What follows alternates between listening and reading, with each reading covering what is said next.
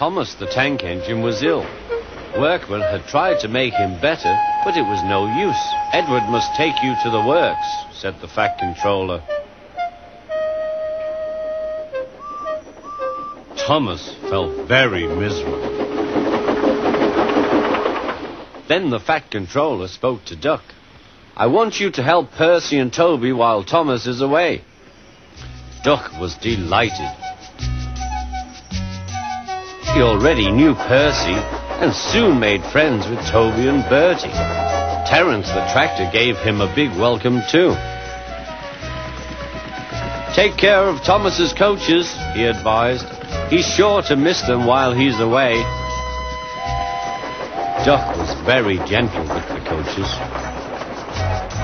Annie and Clarabel were impressed. Such nice manners, they told each other. It really is a pleasure to go out with him.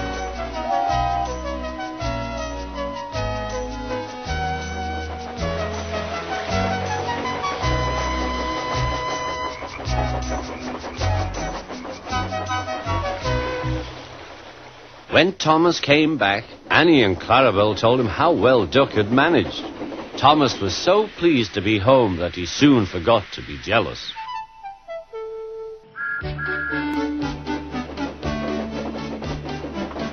The works had left Thomas's handbrake very stiff.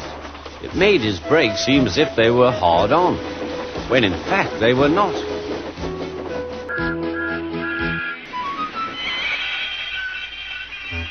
As a result, he and his coaches often overran the platform. Thomas found this most embarrassing. Gradually, his driver and fireman learned to be extra careful. But one day, Thomas's fireman was ill, and a relief man took his place.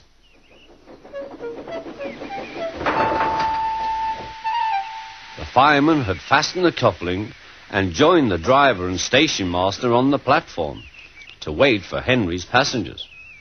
The fireman had forgotten all about Thomas's handbrake. Thomas simmered happily. Not long now, he thought, as he saw Henry slowly approaching. But Thomas's brakes were not hard on, and suddenly he felt his wheels begin to move. He tried to stop, but he couldn't without his driver and fireman. He tried to whistle a warning, but he couldn't do that either. The guard, driver, fireman, and passengers were all stranded on the platform. Stop! Stop! Shrieked Annie and Clarabel. But Thomas, with plenty of steam, kept on going. The alarm went out down the line. Stop the runaway! There, ready for action, was Harold the helicopter. The inspector had made a plan, and together they took off into the sky.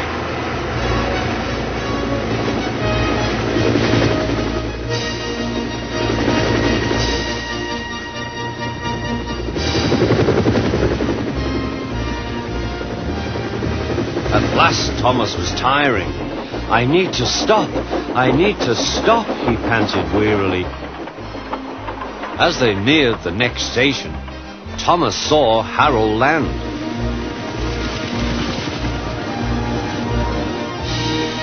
They entered the platform slowly enough for the inspector to act. Judging his moment, the inspector scrambled into the cab and screwed the brake hard on. At last, Thomas stopped. Both he and the inspector were very relieved. Then they thanked Harold. Think nothing of it, wailed Harold. Glad to be of service any time. Phew, remarked the inspector. We must never let this happen again, Thomas. Wearily, Thomas agreed with him.